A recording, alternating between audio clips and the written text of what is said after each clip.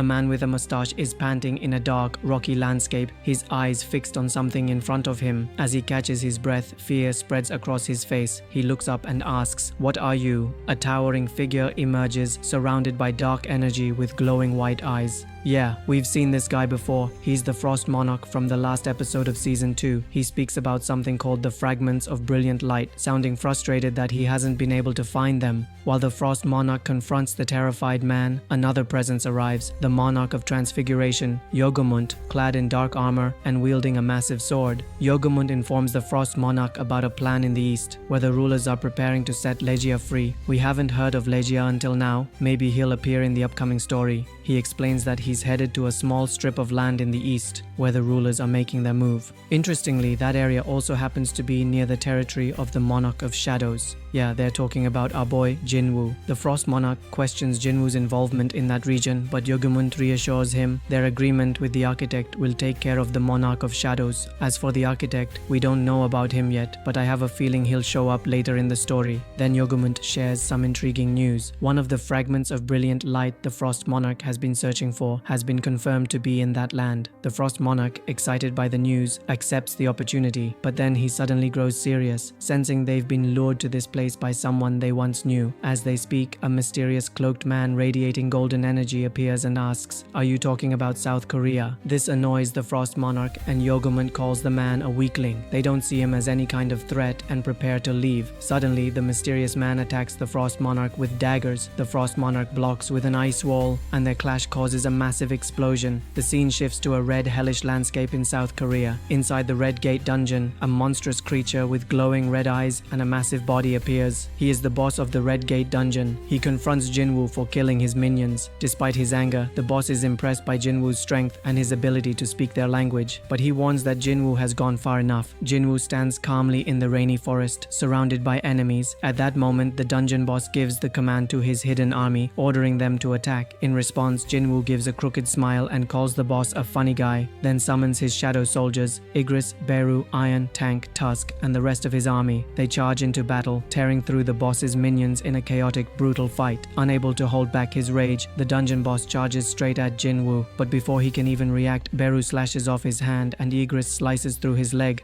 The boss crashes to his knees in defeat. Just then, Tusk grows massive and activates powerful skills like Hymn of Giants and Gravity Acceleration, smashing the boss into the ground with overwhelming force.